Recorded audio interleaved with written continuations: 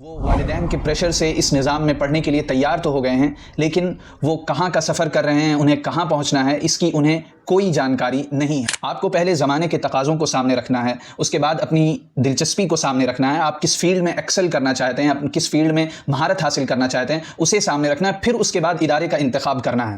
صرف کسی پرانی نسبت یا کسی ایسے ادارے کے ماضی کو دیکھ کر کسی ادارے میں داخلہ لینا، یہ کسی طور پر بھی عقل کے مطابق نہیں ہے۔ اور اپنے آپ کا احتساب کرتے رہیے۔ صرف ایسا نہ ہو کہ مدرسے کا سال گزرتا جائے، آپ بڑھتے جائیں اور آپ اپنا جائزہ نہ لیں کہ میں کہاں کھڑا ہوں زمانے۔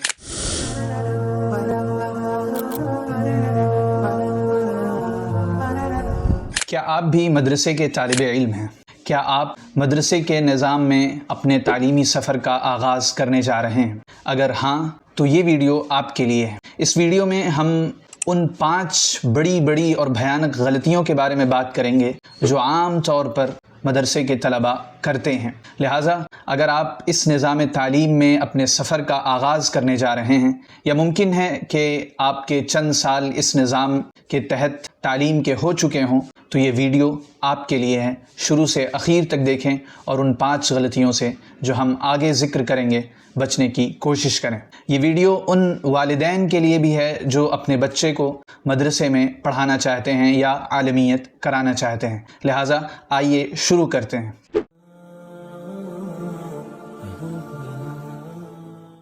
سب سے پہلی غلطی ذہن کو محدود رکھنا اور تنگ رکھنا ہے۔ مدرسے میں اگر آپ بچوں کا جائزہ لیں تو اس میں آپ کو 3 طرح کے بچے ملیں گے۔ ایک وہ جو مدرسے میں آ گئے ہیں لیکن ان کا کوئی گول، کوئی ہدف اور کوئی نصب العین ابھی تک نہیں بنا ہے۔ وہ والدین کے پریشر سے اس نظام میں پڑھنے کے لیے تیار تو ہو گئے ہیں، لیکن وہ کہاں کا سفر کر رہے ہیں، انہیں کہاں پہنچنا ہے، اس کی انہیں کوئی جانکاری نہیں ہے۔ دوسرے قسم کے بچے وہ ہوتے ہیں جن کے سامنے ایک مبہم سا، ایک ویگ مقصد اور نصب العین ہوتا ہے۔ آپ مختلف بچوں سے ملیں گے، آپ پوچھیں گے کہ آپ کا کیا مقصد ہے، تو بڑے تپاک سے کہیں گے کہ مجھے دین کی خدمت کرنا ہے۔ یقیناً ہر طالب علم کا یہی مقصد ہوتا ہے، لیکن اگر آپ اس مقصد کو ذرا سا اسکروٹنی کریں گے اور اسے ذرا مزید کھودیں گے تو آپ کو نظر آئے گا کہ اس مقصد کے تحت کوئی بھی پلاننگ، کوئی بھی روڈ میپ نہیں ہے، بلکہ بس یہ اپنے آپ کو اس وہم میں مبتلا رکھنے کا کہ میں بامقصد ہوں ایک جواب ہے۔ ایسے جواب ظاہر ہے انسان کو کہیں نہیں پہنچاتے۔ انسان اگر ایک منزل رکھتا ہے تو اس کے پاس ایک روڈ میپ بھی ہوتا ہے۔ اگر وہ نہیں ہے تو وہ منزل کبھی اچیو نہیں کر پائے گا۔ تیسرے قسم کے بچے وہ ہوتے ہیں جن کی نگاہیں بہت محدود ہوتی ہیں، یا مدرسے کی انتظامیہ انہیں انہی 3 چیزوں کو دیکھنے پر مجبور کرتی ہے یا اسی کے لیے ایک ماحول تیار کرتی ہے۔ ان کی نگاہ امامت، مؤذن یا اسی طرح مدرس، اس سے زیادہ وہ کچھ نہیں دیکھ سکتے۔ انہیں لگتا ہے کہ مدرسے میں پڑھنے والے صرف انہی 3 مناصب اور انہی 3 ذمہ داریوں کو سنبھال سکتے ہیں، اس سے زیادہ کی ان کی دوڑ نہیں ہے، حالانکہ یہ چیز حقیقت کے خلاف ہے۔ لہٰذا اگر آپ اس نظام تعلیم کے تحت پڑھ رہے ہیں تو سب سے پہلی چیز تو یہ کرنا ہے کہ اپنے آپ کو ایک مقصد سے آشنا کرنا ہے۔ دوسری چیز، مقصد طے کرنے کے بعد اس کا روڈ میپ کیا ہوگا وہ متعین کرنا ہے، اور پھر اس کے بعد اس کے لیے محنت کرنا ہے۔ اور اپنے ذہن کو محدود نہیں رکھنا ہے کہ ہمیں انہی 3 چیزوں تک ہی محدود ہونا ہے۔ آپ دیکھیے کہ اگر ہر شخص جو مدرسے میں پڑھ رہا ہے وہ ان 3 امامت، مؤذن یا مدرس بننے کا خواب دیکھے تو یہ پریکٹیکلی بھی ممکن نہیں ہے۔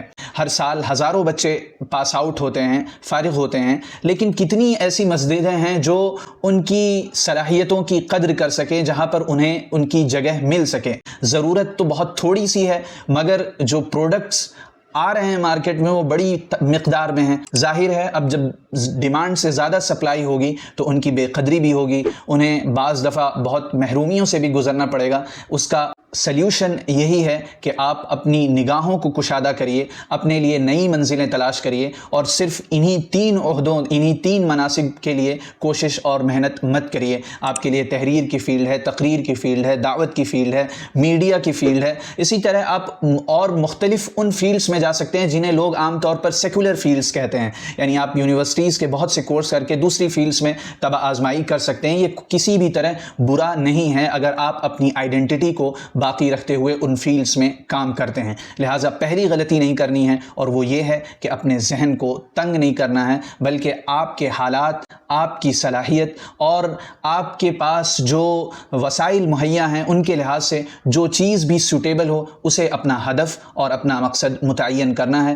ظاہر ہے آپ پہلے سال میں یہ ساری چیزیں طے نہیں کر سکتے، لیکن at the back of mind آپ کے ذہن کے کسی نہ کسی گوشے میں یہ چیز ہونی چاہیے کہ مجھے 2-3 سالوں میں 4 سالوں میں اپنے ایکچوئل ہدف کو متعین کر لینا ہے. اور فراغت سے 3 سال پہلے تک تو ہر طالب علم کا ایک مقصد روڈ میپ کے ساتھ کلیئر ہو جانا چاہیے.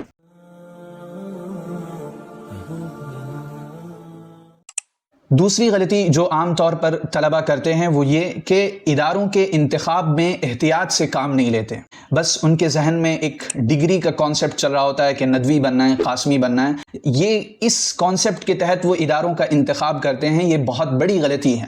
آپ کو پہلے زمانے کے تقاضوں کو سامنے رکھنا ہے، اس کے بعد اپنی دلچسپی کو سامنے رکھنا ہے. آپ کس فیلڈ میں ایکسل کرنا چاہتے ہیں، کس فیلڈ میں مہارت حاصل کرنا چاہتے ہیں، اسے سامنے رکھنا ہے. پھر اس کے بعد ادارے کا انتخاب کرنا ہے. صرف کسی پرانی نسبت یا کسی ایسے ادارے کے ماضی کو دیکھ کر کسی ادارے میں داخلہ لینا یہ کسی طور پر بھی عقل کے مطابق نہیں ہے. آپ اپنی ضرورتوں کو سامنے رکھیں اور اس ضرورت کو دیکھتے ہوئے جو ادارہ بھی سب سے زیادہ کمپیٹیبل نظر آئے، سب سے زیادہ موزوں نظر آئے، آپ اس ادارے میں داخلہ لیں. اس کے لیے آپ کو پہلے سے ہوم ورک کرنا پڑے گا. والدین کو دیکھنا پڑے گا کہ زمانے کی کیا ضروریات ہیں اور کہاں پر ان ضروریات کو سب سے اچھے طرح پر پورا کیا جا رہا ہے، یا آپ کا کیا مقصد ہے، اس مقصد کو کون سا ادارہ سب سے اچھے طور پر پورا کر سکتا ہے. لہٰذا ان ضرورتوں کو سامنے رکھتے ہوئے ادارے کا انتخاب کریے. یاد رکھیے کہ بڑے ادارے شخصیات کو نہیں بناتے ہیں، بلکہ بڑی شخصیات سے ادارے پہچانے جاتے ہیں. لہٰذا بڑا یا چھوٹا ادارہ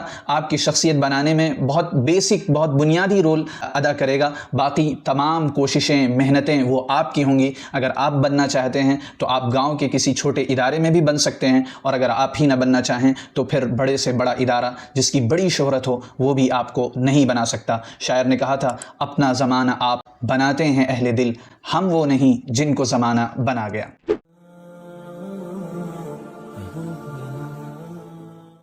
تیسری غلطی جو عام طور پر بچے کرتے ہیں وہ یہ کہ بعض دفعہ وہ ایسی چیزوں پر حد سے زیادہ محنت کرتے ہیں جس کی زمانے کو اب ضرورت نہیں ہوتی ہے. عام طور پر مدرسے کے بچے کافی محنت کرتے ہیں مگر اس محنت کا جو رزلٹ نکلنا چاہیے وہ نہیں نکلتا. تو اگر آپ دیکھیں گے کہ اس کے پیچھے کیا اسباب اور ریزنز ہیں تو آپ کو 2 ریزن نظر آئیں گے. پہلی چیز کہ وہ ان علوم میں یا ان فنون میں ضرورت سے زائد محنت کرتے ہیں جن کی اب زمانے کو اس قدر ضرورت نہیں ہے. دوسری غلطی وہ یہ کرتے ہیں کہ ہو سکتا ہے وہ صحیح فیلڈ اور صحیح فن میں محنت کر رہے ہوں جس کی زمانے کو ضرورت بھی ہے، جس میں ان کی طبیعت بھی لگتی ہے، لیکن ان کا طریقہ کار پرانا ہو چکا ہوتا ہے اور میتھڈ صحیح نہیں ہوتا ہے. لہٰذا ان 2 غلطیوں سے بچنا ہے. مثلا پہلی غلطی کی مثال آپ اس طرح لے سکتے ہیں کہ بعض بچے نحو و صرف میں یا اسی طرح عربی تکلم پر ضرورت سے زائد محنت کرتے ہیں. اس کی ضرورت انہیں ایک خاص طور سے سب کانٹیننٹ میں رہتے ہوئے نہیں پڑے گی. انہیں اپنی نیڈز کو سامنے رکھنا ہے اور اس کے بعد اپنی پرائرٹیز طے کرنی ہے کہ مجھے کس میں کتنی محنت کرنی ہے. اب وہ نحو و صرف میں اس قدر انہماک سے لگ جاتے ہیں، ایسا لگتا ہے کہ وہ نحو و صرف میں نئے مسائل انٹروڈیوس کرائیں گے اور ایک نئی نحو کی بنیاد رکھیں گے، حالانکہ اس کی ضرورت اب زمانے میں نہیں ہے. ہم جس ایج میں جی رہے ہیں اس کی کیا ضروریات ہیں اس کو سامنے رکھ کے ہمیں محنت کرنا ہے. اور دوسری غلطی کی مثال کہ ہم صحیح میتھڈ اور جو نئے طریقے ہیں اسے اختیار نہیں کرتے اپنی محنت میں. اس کی مثال آپ تقریر سے دیکھیں کہ مختلف مدارس میں مختلف انداز میں تقریر کی مشق کرائی جاتی ہے، لیکن ہر جگہ اسلوب وہی پرانا رکھا جاتا ہے کہ اس میں شروع سے اخیر تک بس آواز بلند ہو اور اس میں گھن گرج ہو. یہی ایک تقریر کا اسلوب رائج ہے جو اس کی محنت کروائی جاتی ہے. حالانکہ یہ اسلوب اب بھی رائج ہے مگر اس کی اتنی ضرورت نہیں جتنی پہلے زمانے میں ہوا کرتی تھی. لہٰذا ہمیں تقریر پر محنت کرنی ہے، کمیونیکیشن اسکل پر محنت کرنی ہے، لیکن جدید اسلوب اور ٹرینڈز کو سامنے رکھتے ہوئے. اگر ہم جدید ٹرینڈز کو سامنے رکھتے ہوئے محنت کریں گے تو جب ہم میدان عمل میں آئیں گے تو ہمیں ایسا نہیں لگے گا کہ ہم نے جو محنت کی تھی وہ رائیگاں چلی گئی۔ لہٰذا ان دو غلطیوں سے، یعنی غلط چیزوں میں ضرورت سے زائد محنت نہیں کرنی ہے، اور دوسری چیز ہمیں زمانے کے ٹرینڈز کو سامنے رکھتے ہوئے جو نئے طریقے اور اسلوب ہیں اسے اختیار کر کے محنت کرنی ہے۔ اسی کے ضمن میں یہ بات بھی آتی ہے کہ جو نئے اکوپمنٹس آئے ہیں جس سے ہم بہت سا ٹائم بچا سکتے ہیں، ہم اسے بھی اپنی تعلیم کی تیاری میں اور محنت میں استعمال کریں تو انشاءاللہ کافی اچھے نتائج پیدا ہوں گے۔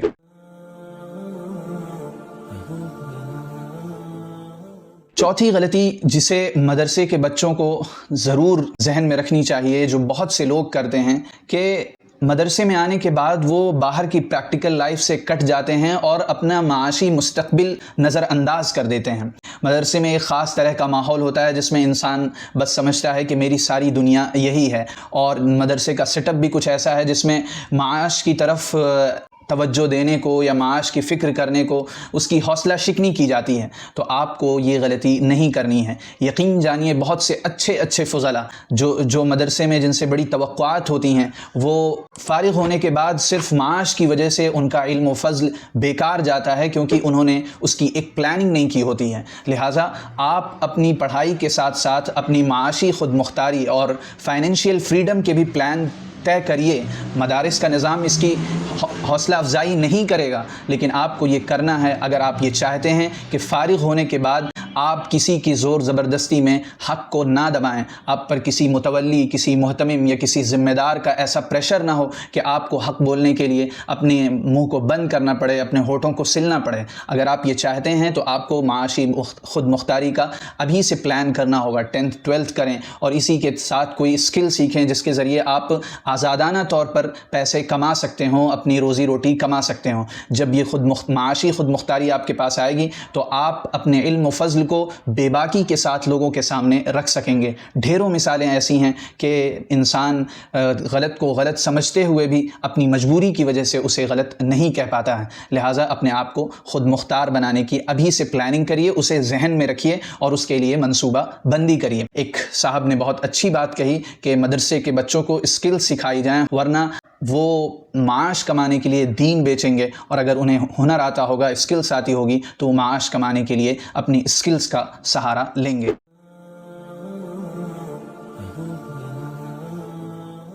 پانچویں چیز جو بہت اہم ہے کہ بہت سے بچے مدرسے میں آنے کے بعد، ہاسٹل کی لائف میں گھلنے ملنے کے بعد اپنے اصل مقصد اور ہدف کو بھول جاتے ہیں۔ کلاس بنک کرتے ہیں، لیٹ سے اٹھتے ہیں، مطالعے کا اہتمام نہیں کرتے، اسی طرح سلیبس سے بے اعتنائی برتتے ہیں، ادھر ادھر کی چیزوں میں لگ جاتے ہیں، شہر کا ٹہلنا اور یہ ساری چیزیں ان کی ایکٹیویٹیز بن جاتی ہیں۔ نتیجتاً 8 سال گزر جاتے ہیں اور وہ مدرسے کے بیسک سلیبس اور بنیادی نصاب میں بھی کسی طرح کی کوئی دستگاہ اور کوئی صلاحیت نہیں رکھتے۔ اس غلطی سے آپ کو گریز کرنا ہے۔ اپنے ایک ایک منٹ کو قیمتی سمجھتے ہوئے، اسے گولڈن پیریڈ جانتے ہوئے اسے صحیح مصرف میں استعمال کریے۔ اساتذہ سے ربط میں رہیے اور اسی طرح ان لوگوں سے بھی ربط میں رہیے جو پریکٹیکل فیلڈ میں اس وقت ہیں، آپ کے پرانے فارغین، آپ کے سینئرز، ان سے ربط میں رہیے اور ان سے پوچھتے رہیے زمانے کی ضروریات کیا ہیں، اور اپنے آپ کا احتساب کرتے رہیے۔ صرف ایسا نہ ہو کہ مدرسے کا سال گزرتا جائے، آپ بڑھتے جائیں اور آپ اپنا جائزہ نہ لیں کہ میں کہاں کھڑا ہوں، زمانے کو کیا ضرورت ہے، میں جب فارغ ہوں گا تو میں امت کی کس فیلڈ میں کنٹریبیوشن کر سکتا ہوں، انسانیت کے لیے میں کس طرح نفع بخش بن سکتا ہوں۔ یہ ساری چیزیں انسان کو اپنے تعلیم کے دوران ہی سوچنی ہوتی ہیں اور اسی وقت یہ ساری پلاننگ کرنی ہوتی ہیں۔ اگر آپ ان چیزوں کو اپنے انہی تعلیمی سالوں میں نہیں سوچیں گے تو جب آپ فارغ ہوں گے تو آپ کے لیے زمانہ بہت مخالف ہوگا اور آپ کو ایسا لگے گا کہ میں نے جو کچھ مدرسے میں 8 سال لگائے وہ بیکار ہوئے، حالانکہ اس وقت اس افسوس اور اس ندامت سے کوئی فائدہ نہیں ہوگا۔ لہٰذا 5ویں غلطی کہ ہمیں اپنا ٹائم غلط جگہوں پر اسپینڈ نہیں کرنا ہے اور اپنے آپ کو تعلیمی لحاظ سے، فکری لحاظ سے اور اسی طرح معاشی لحاظ سے مضبوط کرنے کے چوطرفہ اقدام کرنے ہیں۔ کسی ایک فیلڈ کو چھوڑنا نہیں ہے، بلکہ ہر فیلڈ میں اعتدال کے ساتھ بیلنس کرتے ہوئے اپنے آپ کو آگے لے جانا ہے۔ یہ تھی وہ 5 غلطیاں جس سے اگر آپ نے اپنے آپ کو مدرسے کے ان تعلیمی سالوں میں بچا لیا تو بہت امید ہے کہ جب آپ فارغ ہو کر میدان عمل میں آئیں گے تو آپ امت کے لیے بہت مفید کارگر اور مؤثر عالم ثابت ہوں گے۔ لہٰذا ان 5 غلطیوں سے گریز کریے۔ اللہ تبارک و تعالیٰ سے دعا ہے کہ اللہ تبارک و تعالیٰ ہمیں امت کے لیے اور پوری انسانیت کے لیے نفع بخش بنائے۔ پھر ملتے ہیں کسی اور ویڈیو کے ساتھ۔ اگر آپ کو یہ ویڈیو پسند آئی ہو تو آپ اپنے دوست و احباب کے ساتھ ضرور شیئر کیجئے اور ہمارے چینل کو لازماً سبسکرائب کر لیجئے۔ ملتے ہیں اگلی ویڈیو کے ساتھ۔ السلام علیکم ورحمۃ اللہ وبرکاتہ۔